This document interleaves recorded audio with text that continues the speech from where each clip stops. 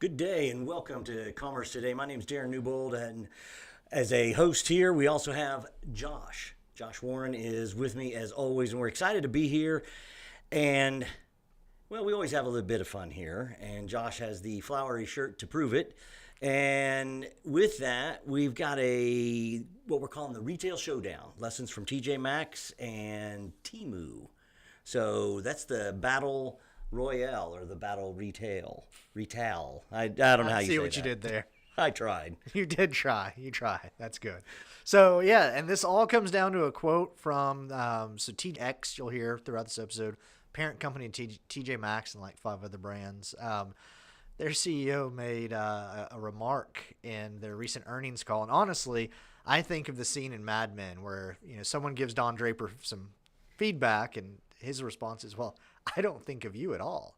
So the CEO of TJX, when asked about Temu, said, "We see very little issue with them taking market share from us. The model could overlap with some other brick and mortar guys or some online guys for sure, but we just don't see them as bumping up with our customer base or end use." Interesting. Yes, definitely a very Don Draper, Mad Max kind of quote. Well, I guess, what does that end up looking like, Josh? I mean, I know what TJ Maxx is. I've seen Temu a bit, but where do they go? How can he say something like this? Yeah, well, and it's just interesting too. I mean, just 2 companies. I think it's such a good example of there's this ongoing fight that a Wall Street Journal article started of which is more important, each e-commerce or brick and mortar stores. And that's really what this whole battle is about. Is okay, we have a company in TJX that is very store first, and we have Temu that is obviously online only. All online, yeah. And yeah, we'll have to dig in to get to the meat of it, but there's definitely some interesting dynamics there. Well, is there anything, I guess, kind of specific about their overall approaches and their business models and the way they're kind of really going after their business that sets them apart, and that would even put their CEO, and I forget the name already. I know you talked about it. Ernie Herman. Ernie Herman. Why would to allow Ernie to kind of be in a position where he'd be comfortable saying something like that? Well, first of all, I think he's a very brave gentleman for taking that stand. That's one of those remarks like the Kodak CEO that said, "No one will ever want a digital camera." So yeah, I think a lot of it goes back to TJX. So they're an off-price retailer. They operate TJ Maxx, Marshalls, Home Goods, and Sierra, and there's one other home brand they have as well. And they really have this business model that in some ways is very similar to Temu and in some ways is very different. And those differences, I think, are the key. Because TJ Maxx, their model really is branded merchandise, so higher quality merchandise, but at deep discounts and in like a treasure hunt environment. Like you never know when you go to a TJ Maxx what they might have. Temu, though, on the flip side of that, so they are a very new, they were launched in September of 2022. Very new online marketplace, and really their business model is they want to be the absolute cheapest, and they are going to take things directly from manufacturers in China and sell them straight to consumers in America. So eliminating every step that is in kind of the supply chain for TJX. Their focus really is, there's a little bit of a treasure hunt aspect, but it's basically, if you're not so worried about quality and you're really worried about price, go to Temu. They have been really expanding aggressively. They spent $2 billion on ads just on the Meta platforms last year. So that's Facebook and Instagram. So $2 billion. So. Oh yeah, I can't spend a second on Facebook without seeing one or more of their ads. And I noticed in the notes that you had that we'd put together on this, I wanted to ask you a little bit about on Temu their gamification and any kind of and how they're doing their social engagement. Oh yeah. So we'll dive in a little bit deeper on that, as well as on TJX. So I mentioned at TJX kind of that treasure hunt, so almost like an in-store gamification. They are heavily reliant on stores versus Temu, who has none. So TJX, they actually, one of their brands shut down their e-commerce site entirely and went straight back to brick and mortar. Now, the main brand, TJ Maxx, does still have a large e-commerce presence, but they're not totally reliant on it. They do have a really interesting mix. So Temu, you're going to find kind of the same things. Like products, if you see a product on Temu today, chances are you'll see it there in a month. If you go to a TJ Maxx store, those products you see today, you may not ever see there. Ever see again, yeah. So yeah, and then on the Temu side of it, we talk a lot about Temu in the U.S. They've actually already expanded to 49 countries. They're in more countries now than TJX is. So that was a pretty quick expansion. And it really is about that low cost and that aggressive marketing. They even did, I forgot to mention, they did Super Bowl ads. Like the last time I saw a company that young selling online in a Super Bowl ad, I think it was Pets.com, back right before the .com bubble burst. Exactly. So. Exactly. Well, but you're right. Sorry, I'm getting to it. But I got you. The There you go. gamification. So yeah, they do. I mean, cynically, if you want to look at it cynically, and tangent, but I play a fair bit of video games, and I've actually learned. I know. How dare I? And there's these details that have come out about how the very big video game companies have hired psychologists to figure out, okay, what will get you to play longer? What will get you to buy more of these totally irrelevant, random, sets of gear in the game that don't actually change the game at all, just make your character look different? How can we get you hooked and get you buying those more and more?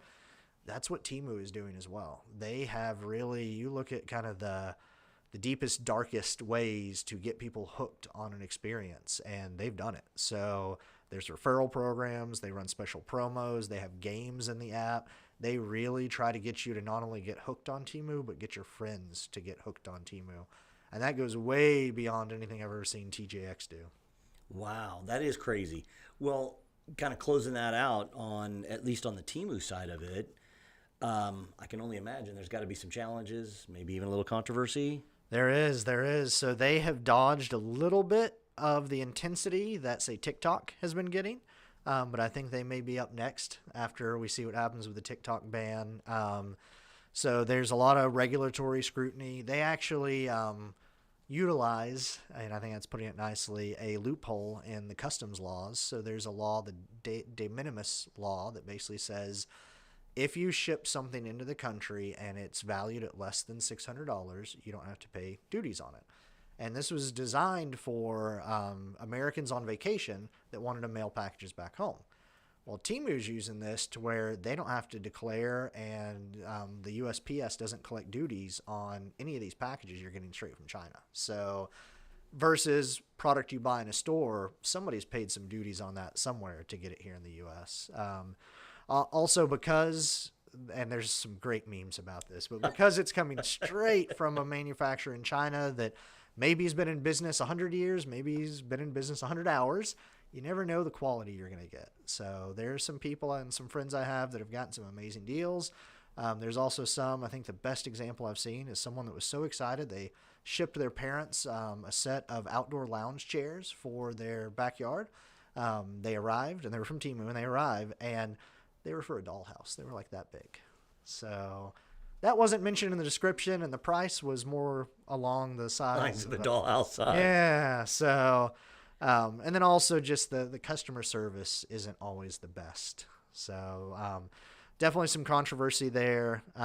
They even, both them and a similar company, Shine, they're trying to, get ahead of this. They're trying to say, oh, we have a U.S. division. We're a U.S. company. One of them has actually applied to join the National Retail Federation, which is for store retailers that are American companies, which everyone's kind of confused by that because they're like, you're a digital retailer from China. But they're trying to get ahead of it and manage it. But yeah, there's definitely some controversy attached.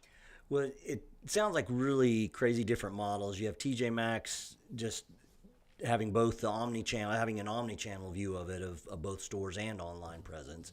And they're kind of the search, find, treasure hunt type of deal. You have Temu, which is definitely gamifying the online shopping experience and basically being the ultra the ultra cheap version of an Amazon in a way, in the way they're looking at it. But let's maybe take it to what are some lessons that we can learn from this? There are some positives out of all of this for sure. It's not just maybe the statement that Ernie made in the earnings call, but more of what can be learned from this, and especially around direct to consumer brands. Yeah. So, first of all, I think it's just such a good example of balance and of how for every business idea, there's a business model that's going to fit better or worse for it. There isn't a one size fits all magic solution. So even calling back that article I mentioned earlier about, has e-commerce saved the brick and mortar store, or is brick and mortar carrying e-commerce? It's not that simple, not that cut and dried. So I think this is a good example of, if your business model and your product assortment supports it, then physical stores can be such a good source of a differentiator, a barrier to entry to competitors. They can really do a lot for you. Now, just having a store isn't enough. I've had some posts on LinkedIn recently and in my newsletter about how Target is doing terribly when you look at their earnings calls. They have a lot of stores, but they are doing terribly, and they blamed it on the economy. They even said, hey, consumers aren't buying discretionary items. They're not buying home products. They're not coming to our stores. Then TJX does their earnings call and says, man, people are coming to our stores more than ever. They're spending on discretionary items. We're selling home goods like crazy. So having a store, but also having the right assortment, having the product assortment that fits with your customer, and that having the right environment. So getting people into that treasure hunt environment. That's something that Temu tries to do. Like, it feels like a treasure hunt sometimes online, but at the end of it, you're kind of, okay, I'm in an app or I'm on a website and I'm shopping online, versus they can really curate an experience in a physical store. Interesting. Well, how about the lessons and kind of the pieces around inventory, as well as the marketing and that ultimate customer engagement?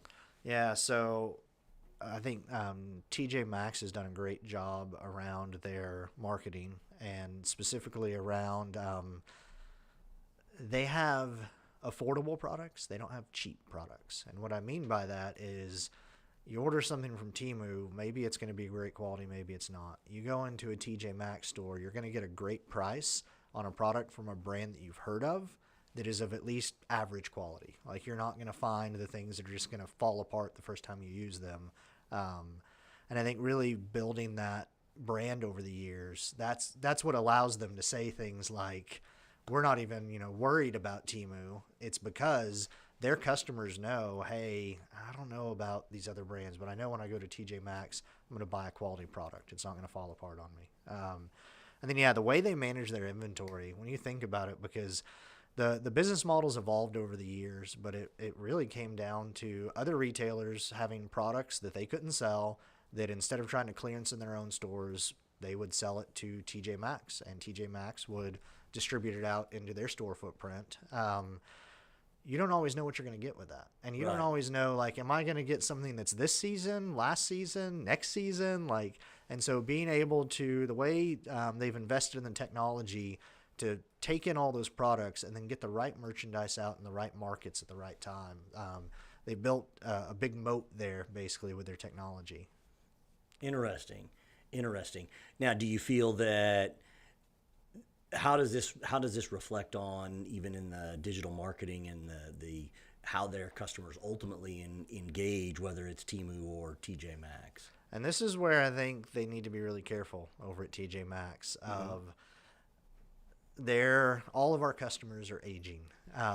And if your attitude is, I don't care about the youngest generation, I've got this great customer base that's been with me for decades, well, at some point that stops working. At some point those people retire, they go on to fixed incomes, they pass away. Like, you don't want to lose all those customers. And I think that's the risk that TJX has right now, because they're not doing the gamification. They're not doing they're doing some influencer partnerships and some digital marketing, but they're not taking it to the level that Temu is. And that is one of the reasons that Temu is more effectively reaching the younger generations than TJ Maxx is. So they got to be real careful there, because it's going to become, it almost reminds me of the comments that younger generations make about Facebook, about, oh, that's where all the olds are. Right. TJ Maxx could very soon be, oh, that's where all the olds shop. And they can make some good money off of that for a little while, but when you take the more long-term view, that could really hurt them. So I think Maybe picking up. Sorry, I was going to say, Oh, yeah. maybe they need to take a lesson from old Willy Wonka and put a golden ticket somewhere in that treasure hunt that There we go. that they were going for. Well, Well, let's take just a quick run through kind of the challenges. What are the overall challenges and opportunities with all of this, with what's been said, and as well as these two different, kind of vastly different but very similar models and approaches? so I think over at TJ Maxx, they need to be careful with this attitude of, they almost have this attitude of digital can't touch us. And I think even shutting down e-commerce for one of their brands, that shows me that their board and their executives really don't understand the future of e-commerce and don't understand the future of omnichannel. And so I think there's some challenges on the horizon for them there. I think that instead of having an attitude of, well, our customers aren't even interested in Temu, maybe they should be a little more curious and be like, well, why is Temu so successful? Why would someone that shops at our store ever consider shopping at Temu? Are there things we can learn and an experience we can build out around e-commerce and omnichannel? I think there's some really interesting things that they could do to push a little bit further into gamification, because I mean, that treasure hunt atmosphere, that screams gamification, but they haven't really touched that. So and then Temu, they are one giant challenge and opportunity. I think that already there's been videos that come out of how they treat their employees in the shipping and sorting facilities, some of the logistics facilities, and nothing that crossed the line into like illegal, but starting to push up against the line of, especially the younger generation that they're kind of building their business model on. They're going to start looking at that and saying, I don't want to buy from a company that behaves in that way. So I think there's a book I think I've referenced before called Whoops, I'm in Business, about when you have something that just takes off a lot faster than you realize, and you're still always trying to catch up to it. I think in some ways Temu took off faster than they expected. They don't have the processes and kind of the long-term view in place yet. I think they're all just kind of excited of like, wow, we can go out and drop $2 billion on advertising because we're, making so much money right now. Right. And not thinking about, like, how sustainable is this and how do we keep it sustainable? And again, flipping it around, that's what TJX has done so well with, is they've been around for decades, and they can say, okay, we've learned that this is how, no matter what the economy does, no matter where consumer sentiment is, we are always going to drive people to buy from us. Gosh, I almost wonder, is there a merger that could make sense? Well, that we'll leave for another episode. We need to land this one, Josh. So, is there any real quick last takeaways that you want people to kind of walk away with from this? I think it's a really good example of, don't just copy what some other big site is doing or some other big brand is doing.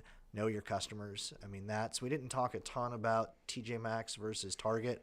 I do have an article on LinkedIn about that. And when you look at that, it's really that TJ Maxx knows their customers really well, and they have built a relationship with those customers. And I think that whether you are digital only or if you're omnichannel and you have that brick and mortar store presence, making sure you know your customers and you're well connected to them is how you'll have long-term sustainable growth. Totally makes sense. Well, as always, catch Josh on LinkedIn, Joshua Warren. Definitely see his posts and all of our content there or on YouTube. We welcome your comments, and we love to hear from you as always. With that, thanks for joining us, and we look forward to catching up with you next time. Take care.